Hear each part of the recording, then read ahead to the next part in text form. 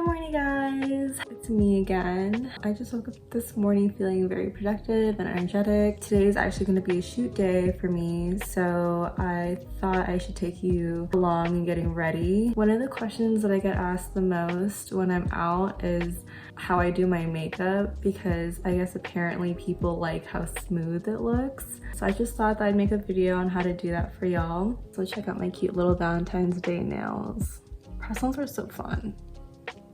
Anyways, I just thought I'd jump on here really quick and show you how I do my makeup for shoots or just like my normal everyday look. I tend to go for more of a neutral eye look just because I feel like it goes with everything. So first off, I like to do my skin first. I always use the e.l.f. Poreless Putty Primer. Everything I use is going to be drugstore and very affordable, but yeah, this has been a godsend. I have oily to combo skin. I tend to get more oily around my T-zone and then more dry on my cheeks. The foundations that I use end up going great over this, and it kind of keeps the makeup from moving all day, even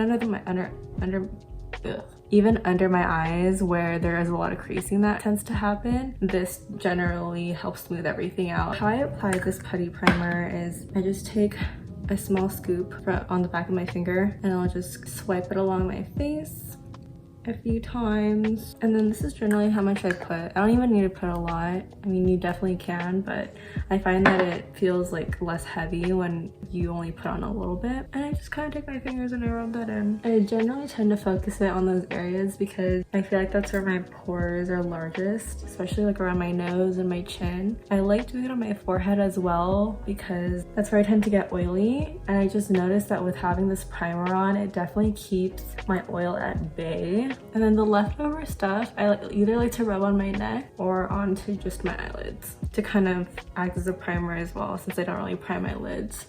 Awesome. So now once that's done, I go in the L'Oreal Infallible 24 Fresh Wear foundation. You can see I've gotten a lot of wear out of it.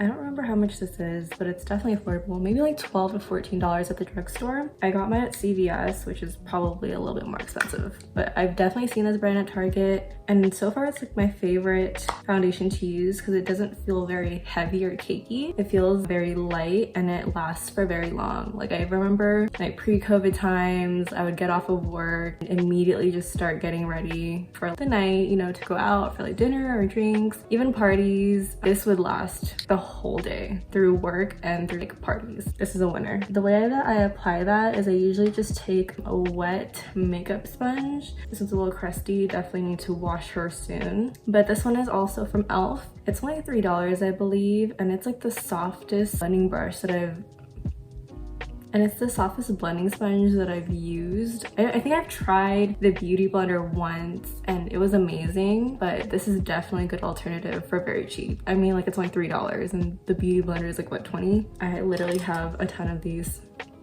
Definitely one of my favorites. If you don't like something that's very spongy, you can also try the Real Techniques beauty sponge. Mine comes in this like little case. I think I paid a little bit more for it because it comes with the container. This is more firm. I just like this one more because I feel like it can really get into like the cracks of my nose. It can like shape right under my eye when I'm like setting also. I just like the pros of having like a very bouncy and very soft beauty sponge versus one that's like a little bit more firm. I know this was like a really big thing like a couple years ago, but honestly, even though I have it, I don't tend to reach for the $3 e.l.f. sponge more. The way that I prep my beauty sponge is I literally just run it under cold water and I literally just squeeze it a few times just so it can absorb as much water as it can, and I just squeeze it all out. It kind of like doubles in size. Like this is one that I haven't put underwater. I'm not a big fan of like liquid makeup for bronzing or blush or even like wet highlighter. I'm not a big fan of that, and I can't really attest to like how well this works for it. In my regular beauty routine, it works fantastic. Okay, so what I usually do is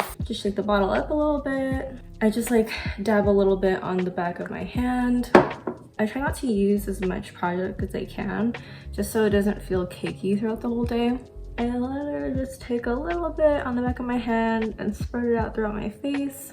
Yeah, this is what I'm talking about when it gets into like the little crevices, because it's able to just fill those spaces really easily. I feel like it just applies it very evenly.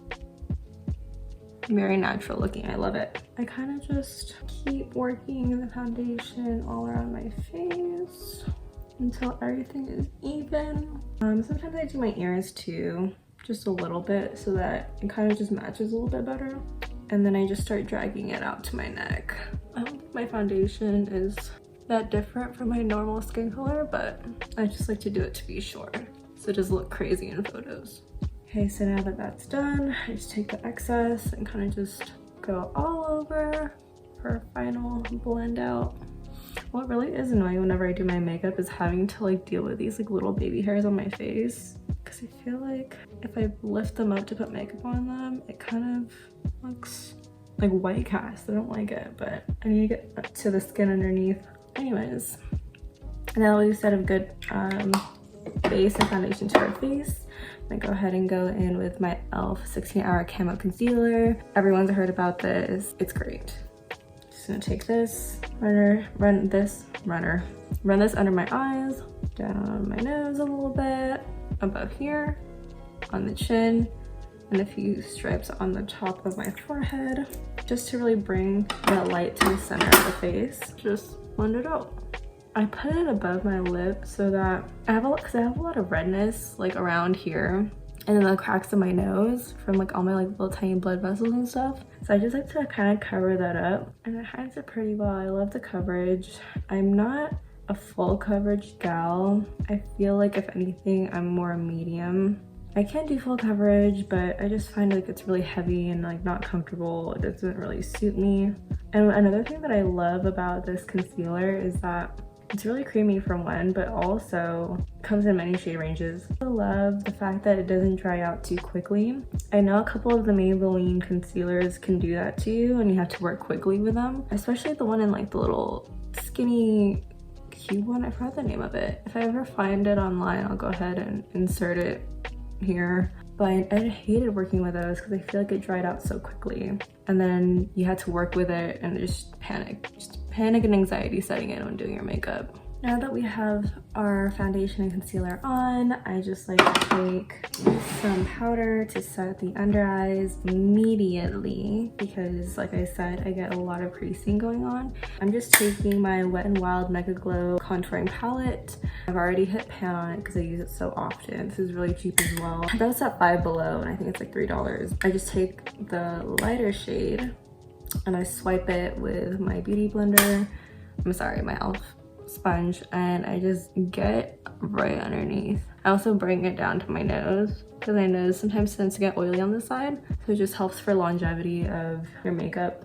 And then basically everywhere that I highlighted with the camo concealer, just so it sets and keeps its brightness. I do a lot on my forehead as well because that's where I tend to get oily towards like the middle of the day. And I love doing this with like a wet sponge because it just really packs it in there. Cool. So now that I look like a ghost, I like to go in with my e.l.f. Pointed powder brush. Don't remember how much this is. It's e.l.f. It's very affordable. I just take that into the bronzer. Oh, and by the way, the shade of this contouring palette is Dulce de Leche. So I basically just take some of this, roll it around, tap off the excess. Most people purse their lips and go this way. They just go straight on. I actually like to start up here and just shade down versus doing this, because I feel like it doesn't elongate your face as much. And I tend to look very blotchy when I do that. This is how I do it. I'm gonna show you. I basically just start off at the top right here, build the color up, and I only drag it to this top of my cheek. I don't bring it down a lot. I only bring it down some ways because I think it starts to look crazy if you bring it down more. But mainly just concentrating the color on the top half of your cheek to your temple. I also don't just go straight down and up. I like do little circles on the way up and on the way down. I don't know if that's like a serious technique or anything. I just do it because it makes me feel better. And I feel like it blends it out a little bit more, to be honest. And since I'm taking photos today, I noticed that any harsh lighting will kind of blow out the bronzer on my face, so it kind of just looks like I'm a ghost. I've recently been just packing on the bronzer just to overcompensate for that. Oh my goodness.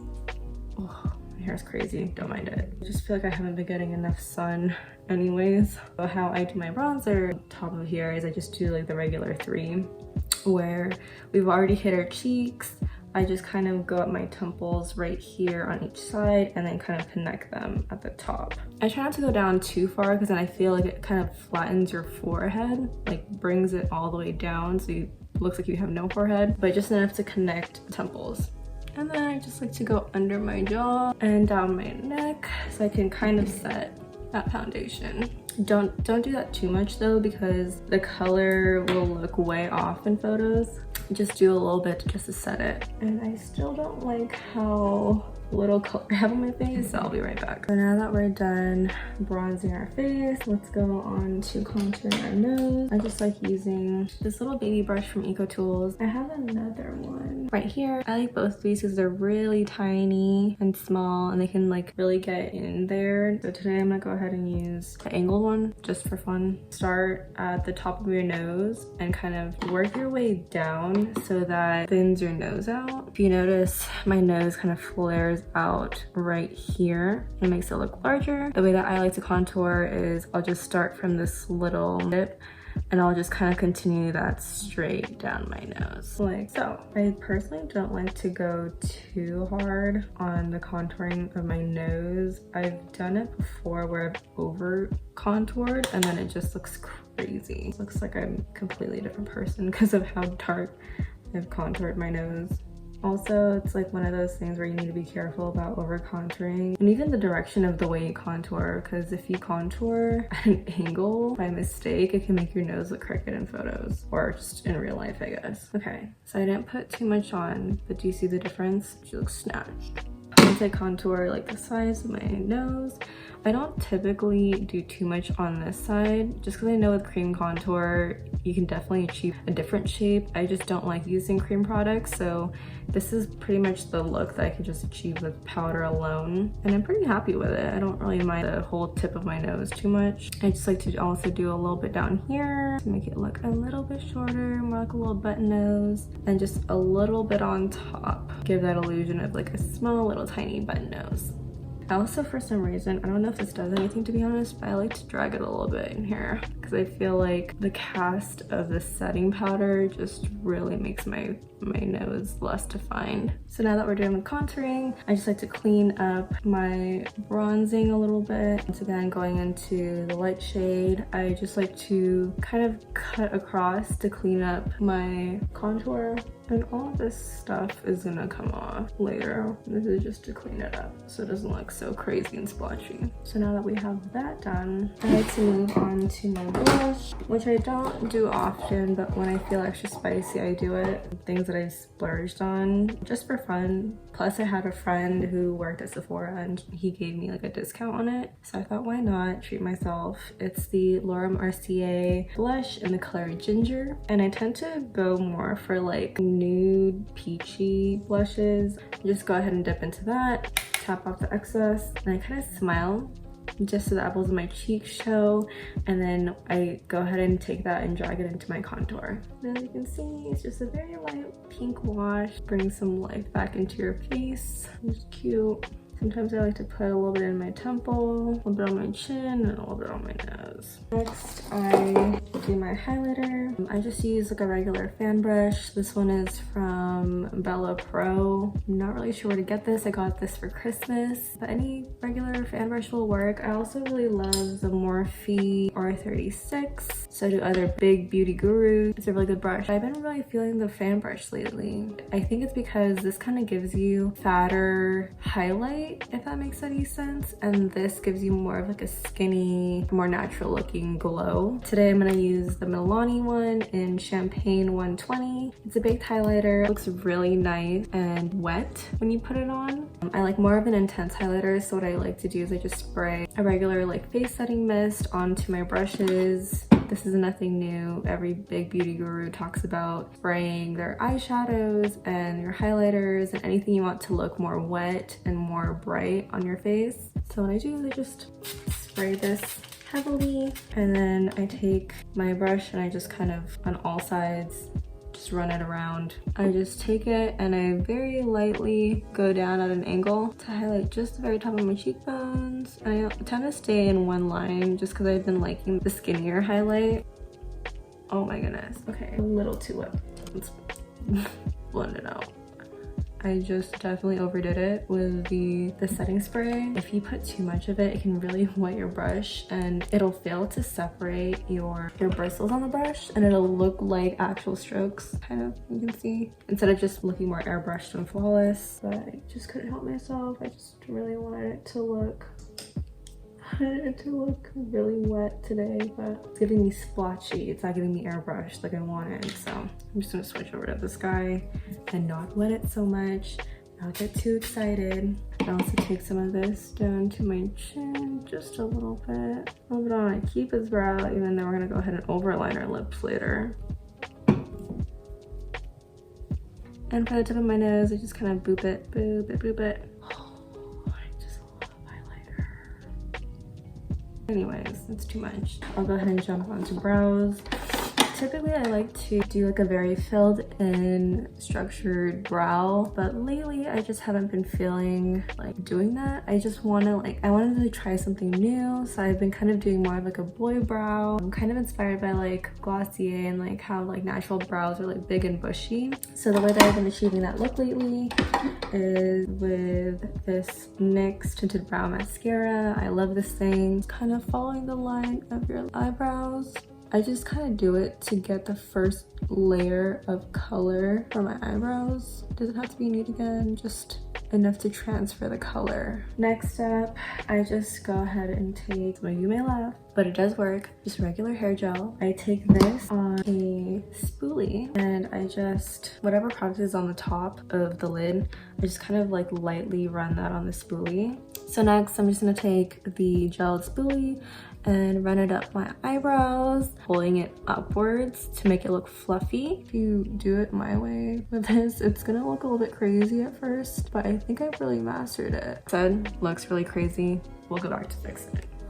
It's just really frustrating because I feel like this eyebrow just never wants to cooperate. Now that we've done everything else, we're gonna do our eyes really quickly. But today, I'm feeling a little bit fancier, so I'll go ahead and take out my Jaclyn Hill palette. She looks a little ratch. It's a really good palette to have because it has a really wide range of nudes actually. A lot of ranges of shimmers and glitters, but it also has like some really fun colors here if you wanted to mess around. Haven't had a problem with this palette. I know there's like some sort of controversy in like the makeup world about like her recent ones coming out like with mold or whatever else. And my two favorite brushes for doing my eye looks are from Morphe, but these brushes are really inexpensive. I think the most expensive brush I paid for is like maybe $8 to $10. It's the R38 and the R37. Very similar brushes. I believe my favorite is the R38 just because it is a little bit fluffier, and the R37 is also fluffy, but it's more concentrated. I like to just go in with a lighter color. I'll take my R38. I think my favorite color in the palette for a crease shade is this one. That is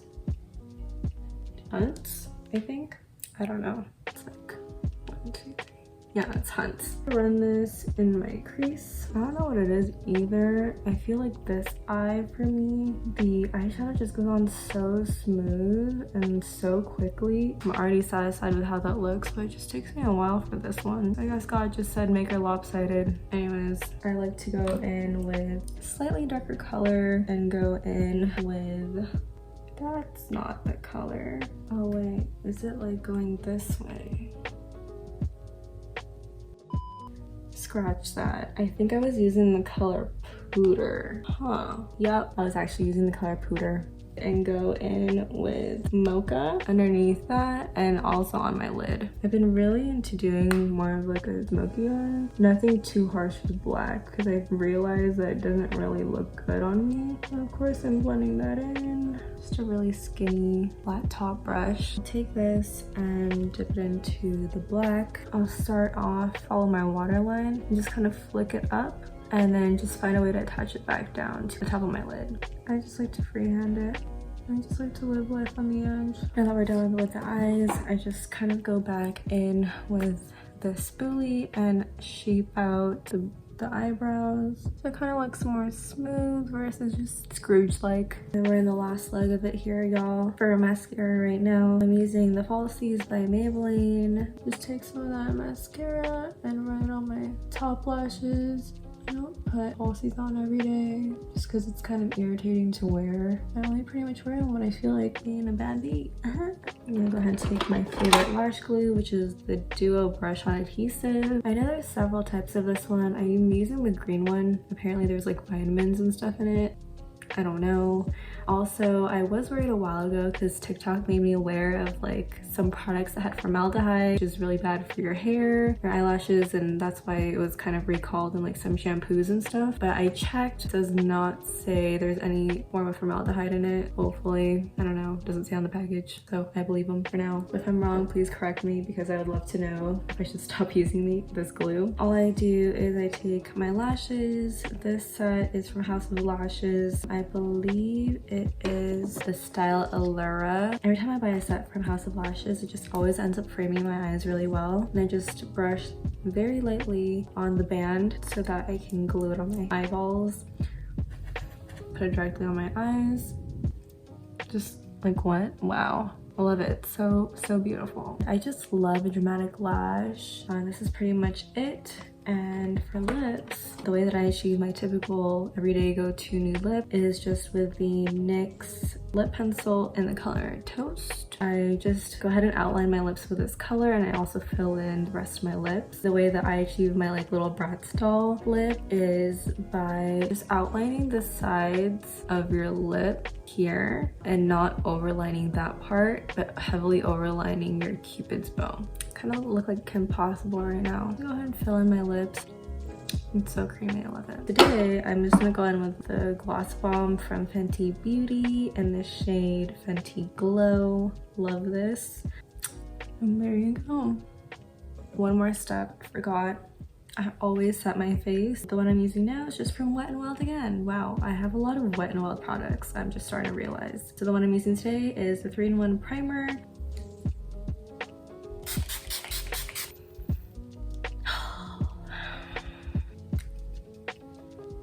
And there you have it. That's how I do my typical makeup looks. I hope you guys enjoyed this little tutorial. Hope you found something that suits you, that you can make your own or just copy, whatever. Hope you found this video interesting and entertaining. Hope to see you guys again soon. Stay tuned for the next one. Bye.